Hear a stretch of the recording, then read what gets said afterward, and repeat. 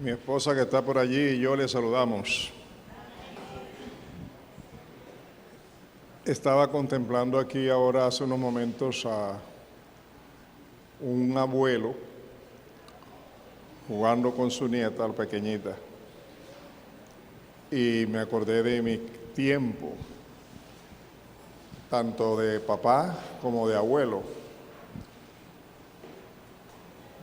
Tenemos que saber aprovechar los tiempos, porque cuando los nietos y los hijos llegan a los 10 años, hasta ahí tenemos tiempo para estar con ellos.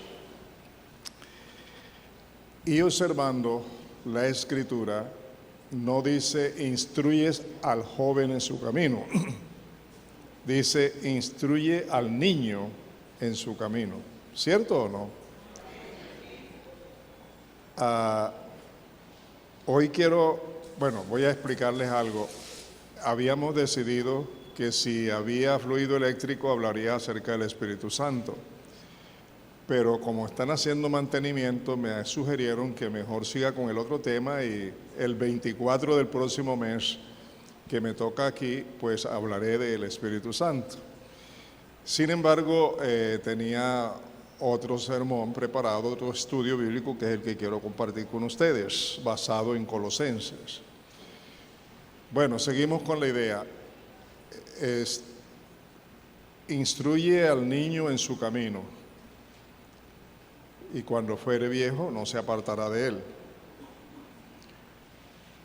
Nosotros hemos nacido de nuevo, y al nacer de nuevo somos niños espirituales. El niño cuando nace, la niña cuando nace, tiene que crecer y desarrollarse, ¿cierto o no? Y los padres jugamos un papel muy importante en el desarrollo de los hijos. La Biblia nos compara al nacer de nuevo con un niño, pero nosotros no lo tomamos en cuenta. Porque la persona es adulta, le tratamos como adulto, pero no le tratamos como niño espiritual. A un niño no se le puede exigir cosas. Yo no puedo pedirle a un niño que está en la cuna que se levante de allí. Tengo que atenderlo en la cuna, ¿cierto? Tampoco puedo atender a un niño que apenas está comenzando a caminar, a pedirle que venga y me recoja algo que está en el piso. Tampoco. En su momento lo hará, pero mientras tanto no. Nosotros, al contrario, queremos que la persona adulta recién convertida se comporte de A o de B manera, sin haberles enseñado cómo comportarse. Estamos muy lejos en la práctica de tener en cuenta que la persona nueva en Cristo es un niño espiritual, es una niña espiritual que hay que atender legítimamente para que ese niño, esa niña, vaya creciendo y desarrollándose como debe ser. Cuando pasan los años, los bautizamos, le damos unas clases, los bautizamos y luego comenzamos a darles cargos. En los cargos no fallan, hacen las cosas a su manera, no se someten, no todos, algunos. ¿Por qué? Porque no los hemos atendido desde niños espirituales para que crezcan debidamente. En esta iglesia tuvimos un problema bastante serio, que voy a hacer apenas una mención de ello. Cuando los directores de la escuela dominical de niños necesitaban maestros, encontrábamos que los creyentes viejos no querían, ni jóvenes no querían trabajar con los niños. Así que cuando venían los nuevos, ya recién convertidos, los directivos le pedían a estos nuevos que fueran a trabajar con los niños. Yo me opuse a eso en varias ocasiones, pero me decían, allá también les damos la palabra, allá los necesitamos porque otra gente no nos quiere ayudar. Y cuando pasó el tiempo, encontramos que la mayoría de quienes fueron maestros de niños sin haber sido atendidos desde su comienzo espiritualmente, se han apartado del Señor y no están. ¿Y cuál es la razón? El no haber educado a esos niños espirituales como debió ser. Hoy quiero decirles a ustedes, a pesar de los años que tengan de ser convertidos, quiero retomar con ustedes algo que se encuentra en Colosenses 3. Tengan la amabilidad de mantener su Biblia allí. Yo voy a utilizar la Biblia que utiliza el pastor de la iglesia, la Nueva Biblia de las Américas. Si usted la tiene, sigue conmigo. Si no la tiene, entonces trate de tener allí la del 60. Vamos a analizar algunos versículos para que ustedes tomen en cuenta lo que les voy a decir. El título general es ¿Cómo vivir la nueva vida en Cristo según Colosenses? Pero hay una pregunta de fondo que yo quiero hacer para iniciar. Y la pregunta es, ¿cuáles son los requisitos? ¿Qué se requiere? ¿Qué es lo que la Escritura me enseña que se requiere para crecer espiritualmente y mantenerse fieles hasta el final? En Colosenses 3 encontramos esto que es importante. Dice, si ustedes pues han resucitado con Cristo, busquen las cosas de arriba, donde está Cristo sentado a la diestra de Dios. Pongan la mira en las cosas de arriba, no en las de la tierra, porque ustedes han muerto y su vida está escondida con Cristo en Dios. Cuando Cristo, nuestra vida, sea manifestado, entonces ustedes también serán manifestados con Él en gloria. Poderosa esta palabra, ¿no les parece? Gloriosa. Pero vamos a analizar qué es lo que esto quiere decir. Si ustedes realmente han resucitado con Cristo, han nacido de nuevo, son una nueva criatura, si verdaderamente ustedes ya son hijos de Dios, si realmente ustedes tienen a Cristo como Salvador y Señor en sus vidas, entonces el requisito a seguir, para seguirlo a Él, el requisito es busquen las cosas de arriba, donde está Cristo sentado a la diestra de Dios. Esto de pongan la mirada quiere decir pongan su mente. Pongan la mirada quiere decir pongan su mente. Piensen en las cosas de arriba, no en las de la tierra. Ahora, esto de pensar es demasiado importante porque nadie, absolutamente nadie puede hacer algo si primero no lo piensa. De manera que si tú tienes una mente que piensa en el Señor, vas a actuar conforme al Señor, ¿cierto o no? Pero si tenemos una mente ocupada en tantísimas otras cosas de este mundo y no en el Señor, ¿cómo vamos a actuar?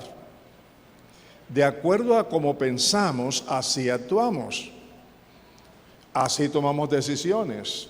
Piensen ustedes que uno va conduciendo un vehículo y todo va bien, y de pronto se le atraviesa a alguien. Uno en fracción de segundo busca la forma de evitar atropellar a esa persona. En fracción de segundo. Eso es importantísimo. Se piensa en frenar, en hacerse a un lado o algo, pero eso es rápido. Pues porque sabemos que debemos hacerlo, porque pensamos que así tiene que hacerse y así se hace. Pero cuando uno está lleno de otra cosa que no es el Señor, no es la palabra, no es la oración, la vida que lleva es una vida doble, hipócrita, mentirosa. Somos en la iglesia una cosa, en el hogar otro, en el trabajo otro, en el colegio otro, en la universidad otra persona diferente. Y la idea es que seamos una sola persona donde quiera que estemos. ¿Estamos de acuerdo? Y el primer requisito es buscar las cosas de arriba. O sea, pensar, mirar en las cosas de arriba, donde Cristo está sentado. Ahora, ¿por qué razón? Porque el que ha resucitado, el que ha nacido de nuevo, versículo 3, porque ustedes han muerto y su vida está escondida con Cristo en Dios. Ustedes han muerto a la carne, han muerto al pecado, han muerto a Satanás, han muerto a la condenación, han muerto a todo lo que no es de Dios, y ahora han resucitado a una nueva vida en Cristo Jesús. Ustedes son una nueva creación. La Biblia nos enseña que todos nosotros venimos de Adán y Eva, y la Biblia nos enseña que nacimos de Adán y Eva después que él fracasó cayendo en pecado, así que nacimos en pecado. Pero ahora, al nacer de nuevo, al nacer en Cristo, somos una nueva creación. Escuchen bien esto. Ahora somos creados en Cristo. Fuimos creados en Adán, pero ahora somos creados en Cristo. Y en cierta manera tenemos dos naturalezas, pero tenemos que aprender a morir a vivir, desechando la vieja naturaleza para aprender a vivir según la nueva naturaleza. El problema es que nuestra naturaleza vieja sigue teniendo los mismos pensamientos anteriores, sigue teniendo las mismas influencias de una naturaleza caída, y eso va a ocurrir siempre, siempre, siempre que no haya abundancia de la palabra y de la relación con el Señor. Cuanto mayor es la relación con la palabra, la relación con el Espíritu Santo, la relación con el Señor Jesús, menor es la influencia de la naturaleza caída. Pero cuando la naturaleza caída es la que manda, menor es la acción de la naturaleza nueva. Esa es la lucha del creyente. Y por eso dice que tenemos que vivir por el Espíritu, porque el que vive por el Espíritu tiene vida, pero el que vive por la carne vive en muerte espiritual. ¿Está siendo claro eso? ¿Está siendo claro? Ahora, yo no puedo juzgar la vida tuya, yo juzgo la mía. Ni siquiera puedo juzgar la vida de mi esposa, pero tengo que juzgar la mía. ¿Y cómo la juzgo? No a mi manera, la juzgo a la luz de la palabra. La palabra es el espejo donde yo estoy viéndome si estoy bien con el Señor, con la palabra, o si no estoy bien. ¿Está claro? Ahora, miren ustedes aquí la razón, porque ustedes han muerto a todo eso y ahora tienen una nueva vida. Y al tener una nueva vida, ¿dónde está esa nueva vida? Dice el versículo 3, y su vida está escondida con Cristo. ¿No le parece eso glorioso? ¿No le parece glorioso? Ahora, demostremos que está escondida con Cristo.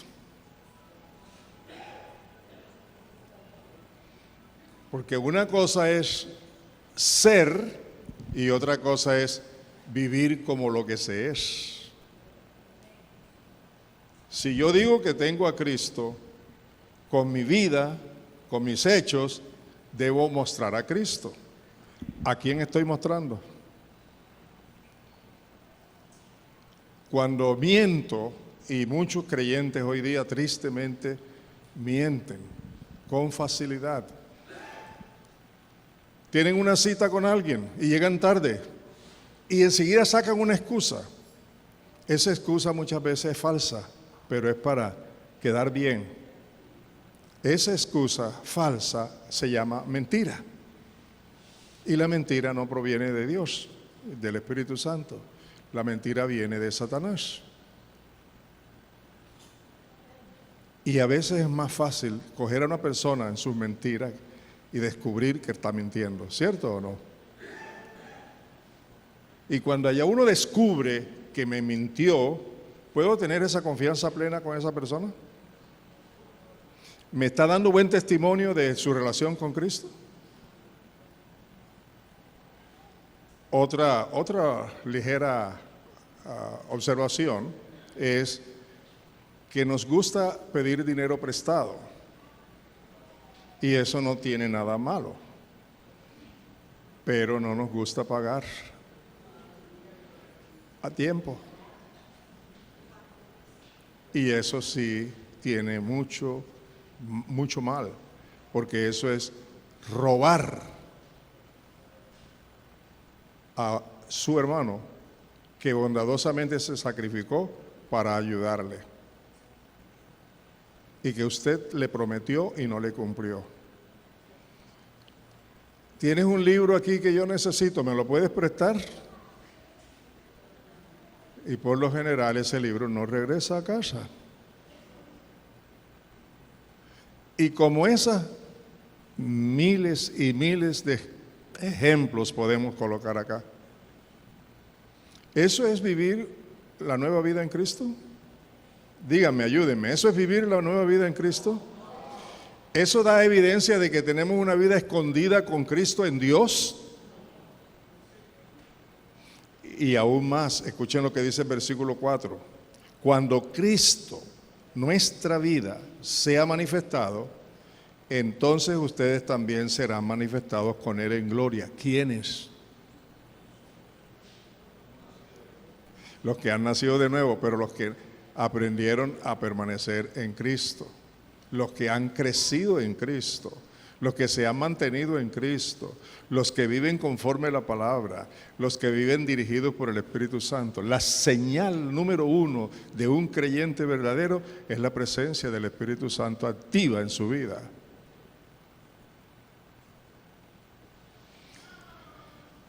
Todos ustedes han escuchado más de un estudio en este pasaje y lo han leído también, ¿cierto o no? Y les ha gustado y lo has compartido. Pero una cosa es que me guste ese pasaje y otra cosa es que yo viva conforme a lo que esa palabra me enseña.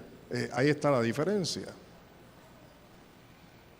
Hermanos, la segunda vez les digo, yo no tengo ninguna autorización para juzgar a sus vidas. Pero la palabra de Dios es la que nos juzga. Y no solamente nos hace juicio, sino que nos corrige, nos enseña, nos orienta. Y hay muchísimos creyentes que no dedican tiempo suficiente para estudiar la palabra de Dios. No se están alimentando espiritualmente, no están llenándose de la verdad de Dios. Conoceréis la verdad y la verdad os hará libre. ¿Y por cuál medio vamos a conocer la verdad? Esa verdad se conoce por medio de la palabra. Eso de tomar un pasaje bíblico y leerlo y luego decir qué bonito y qué hermoso, vamos a orar, eso no es suficiente. Eso no edifica. Hay que ser honestos.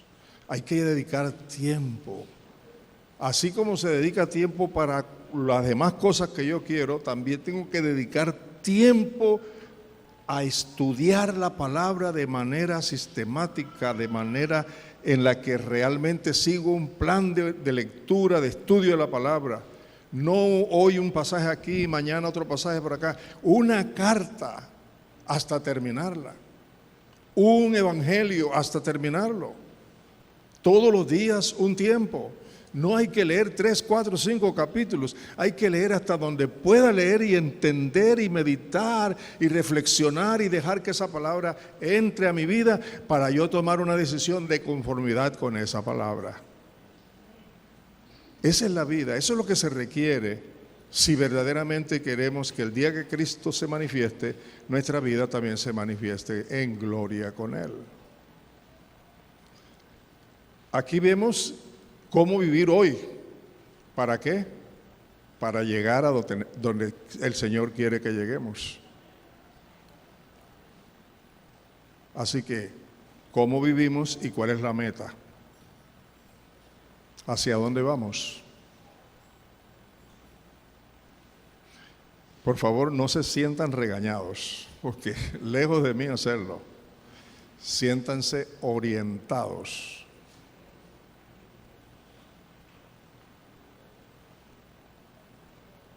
¿Les parece?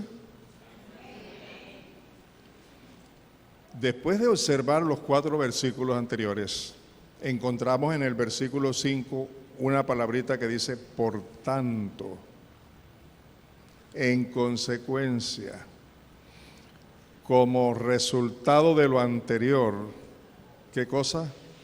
Consideren los miembros de su cuerpo terrenal como muertos a la fornicación. Muertos a la fornicación. Aquí hay 2 aplicaciones, una de carácter físico y otra de carácter espiritual. La de carácter físico es tener relaciones sexuales fuera del matrimonio. Y el cuerpo nuestro en Cristo no es para eso. Y la de carácter espiritual, escúchenme esto. Todo aquello que ocupa el lugar de Cristo en mi vida es un ídolo. Y si es un ídolo, estoy fornicando espiritualmente. Lean la Biblia y van a darse cuenta que eso es verdad, así como lo estoy diciendo. Esa fue la forma como Israel fornicó contra Dios. Escucharon la palabra, pero se fueron en pos de los dioses ajenos. Fornicó espiritualmente. Todo aquello que ocupa el primer lugar en tu mente, en tu corazón, como prioridad, a quien con lo que te deleitas, a quien le dedicas más tiempo, lo que es más importante para ti, eso ocupa el lugar del Señor. Porque quien debe ocupar el primer lugar es el Señor, ¿cierto o no? A través de su palabra, a través de la oración, a través de la relación íntima con el Espíritu Santo. ¿Cuántos fornicarios espirituales hay en esta comunidad? A mí no me interesa saber quiénes son, pero tú debes examinarte a la luz de la palabra. Cuando digo no me interesa, lo digo que no es mi responsabilidad en un sentido. Es mi responsabilidad cuando alguien viene a mí y me dice, estoy en esta situación, ¿cómo puedo salir de él? ¿Me ayudas? Ahí sí es mi responsabilidad. Pero mientras tanto, es tu responsabilidad de cómo vives tu vida con Cristo.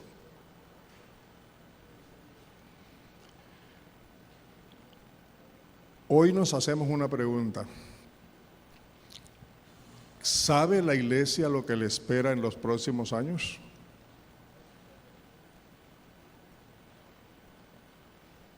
¿Tenemos ideas de cómo la iglesia va a ser perseguida?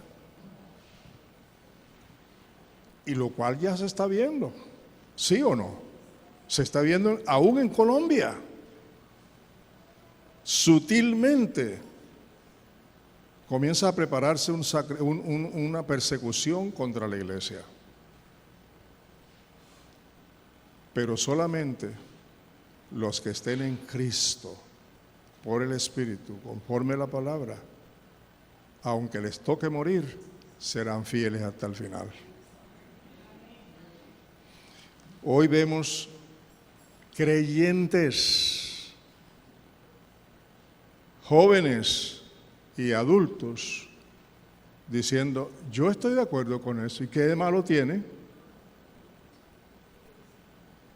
Dígame si es cierto o no que está ocurriendo eso, dígamelo, ¿sí o no? Posiblemente tú seas uno de ellos. ¿Qué de malo tiene? Yo estoy de acuerdo, no hay problema con eso. Cada quien puede vivir como quiera. Esa es la filosofía del mundo y de Satanás.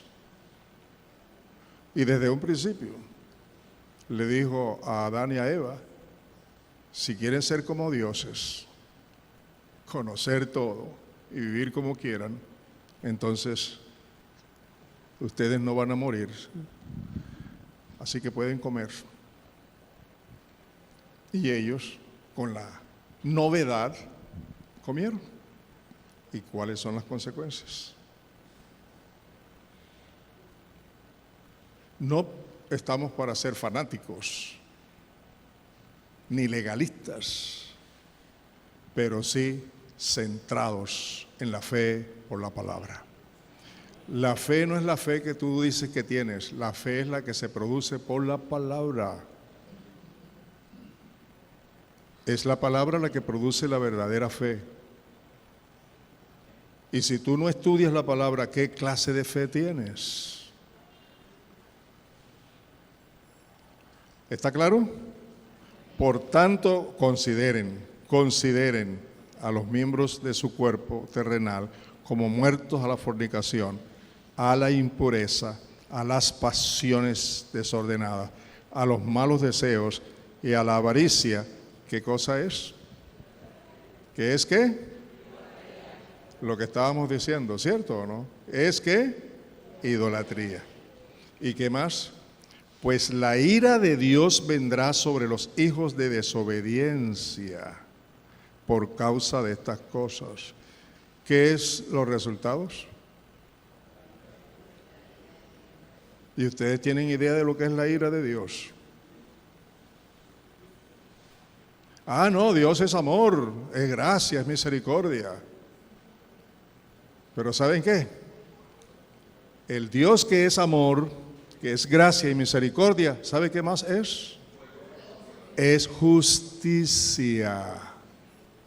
Y su justicia es basada en la verdad. Y necesitamos tener en cuenta la justicia de Dios, porque hemos sido justificados por la verdad en Cristo, con su vida, con su sangre. ¿Les está claro esa palabra, hermanos? ¿Sobre los hijos obedientes se derrama la ira de Dios? ¿Ah? Y si la ira de Dios se derrama sobre los hijos de desobediencia, ¿qué se derramará sobre los hijos de obediencia? ¿Qué opinan? Entonces seguimos con el versículo 6. La ira de Dios vendrá sobre los hijos de desobediencia por causa de estas cosas, en las cuales también ustedes anduvieron en otro tiempo cuando vivían en ellas.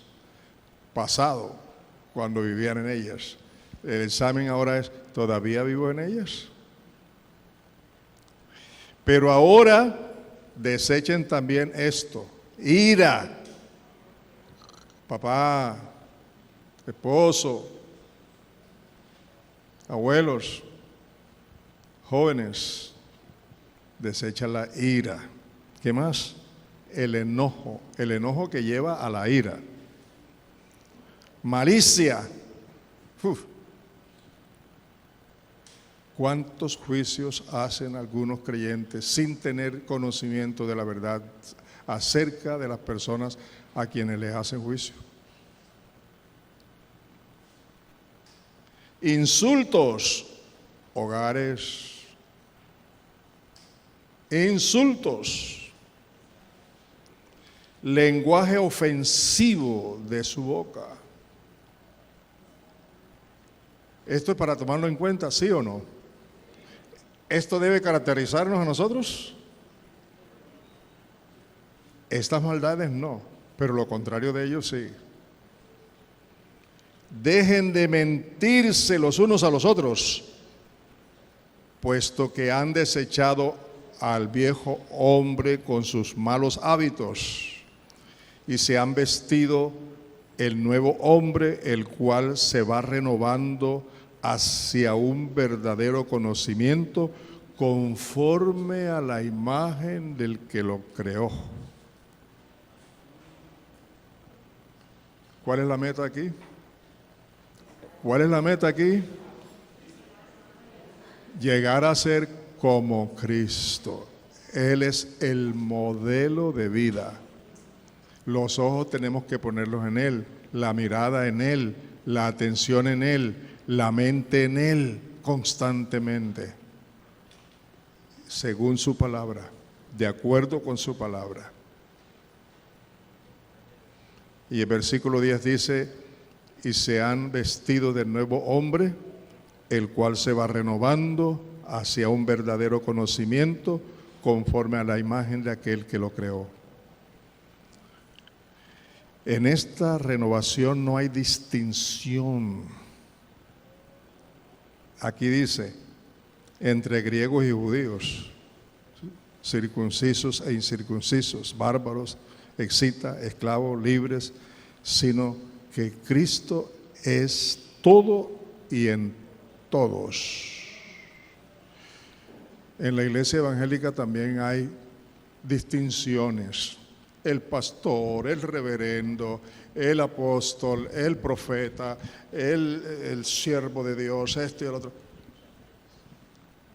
El título más honorable que debemos llevar siempre, del cual debemos ser conscientes, es que somos hijos del Dios viviente. Hijos del Dios viviente. Hijos del Dios viviente. Ese es el título más grande que tenemos nosotros, porque estamos a la altura del Hijo de Dios Jesucristo, si vivimos de acuerdo con la palabra. ¿Cuántos años estamos en el Evangelio? ¿Y qué de estas cosas están sucediendo o no? Versículo 12 dice, entonces ustedes, como escogidos de Dios, santos y amados, revístanse de tierna compasión, bondad, humildad, mansedumbre y paciencia, soportándose unos a otros y perdonándose unos a otros si alguien tiene queja contra otro. Como Cristo los perdonó, así también háganlo ustedes. Sobre todas estas cosas, vístanse de amor, que es el vínculo de la unidad. Yo quiero animarlos a estudiar toda esta carta, pero quiero decirles algo aquí para terminar, y es lo siguiente. Ni tú ni yo, no importa los años que tengamos ni los títulos que tengamos, somos capaces de vivir esta palabra solos. Dios lo sabe, y en su amor y en su misericordia, el Señor Jesús dijo, no los dejaré huérfanos. Enviaré del Padre el Espíritu de verdad, el Espíritu Santo. Si tú realmente disfrutas de la presencia del Espíritu Santo conforme a la palabra, entonces tendrás la capacidad, el poder para vivir la nueva vida en Cristo conforme a la palabra. Sin esa dependencia, sin esa presencia, sin esa forma de vida espiritual en Cristo por el Espíritu, es imposible vivir la palabra de Dios. Pero es fácil, es liviana, es una carga que podemos llevar diariamente si aprendemos de Él lo que Él nos enseña por su palabra. Quiero invitarlos a tomar en serio esta palabra. Quiero invitarlos a dedicar más tiempo al estudio de la palabra de Dios. Si quieren conocer mucho del Señor Jesús, lean los evangelios, estúdienlos, no importa el tiempo que se necesite. Si quieren conocer cómo era la iglesia y cómo era el mover del Espíritu Santo, estudien el libro de los Hechos.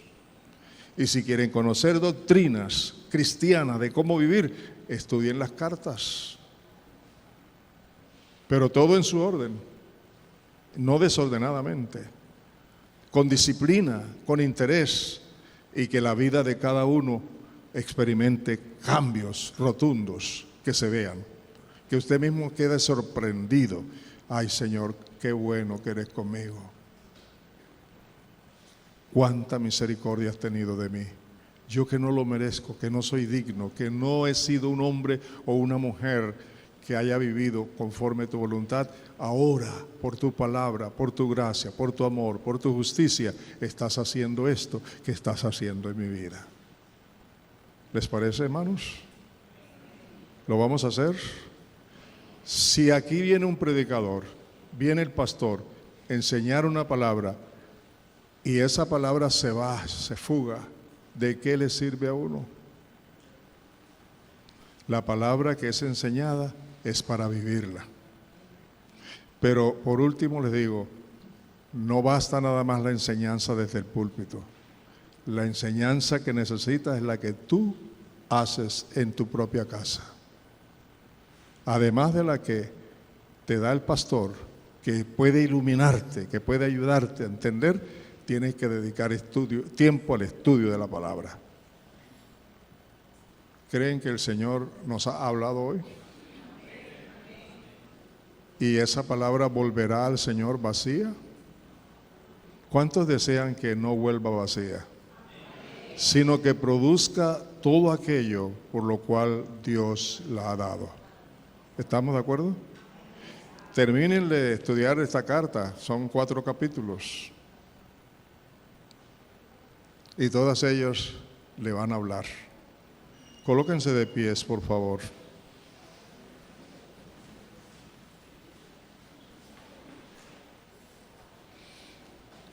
Haga una oración usted. Con el Señor siempre hay victoria. Así que comprométase con Él ahora en oración. Ore y comprométase con Él. No conmigo. Tome una decisión. ¿Qué va a hacer con la palabra que el Señor le ha dado hoy? ¿Qué es lo que voy a hacer a partir de hoy mismo? Dígaselo al Señor. No me espere a mí para orar. Haga el favor de hablar con Él. Y tome una decisión conforme la palabra que ha recibido.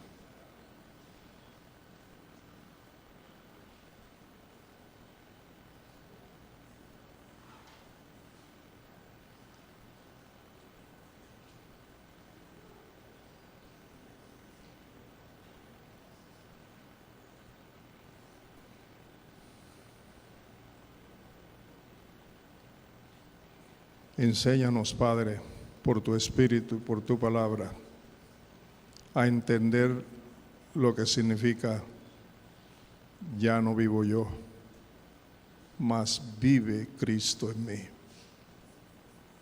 Enséñanos a vivirlo. Enséñanos a hacer que sea una experiencia íntima y personal de cada uno. Enséñanos a vivir en medio de un mundo lleno de tinieblas y de maldad, pero siendo luz, la luz tuya proyectada. Enséñanos, Señor, por tu gracia, por tu amor, por tu justicia, por tus misericordias, que son nuevas cada mañana. Muchas gracias por tu palabra. Muchas gracias, Señor. Te adoramos a ti. Te rendimos honor, honra y gloria, porque confiamos que tu palabra no volverá vacía. Confiamos en que por la decisión de cada uno, tu palabra hará todo aquello por lo cual tú nos las has dado hoy.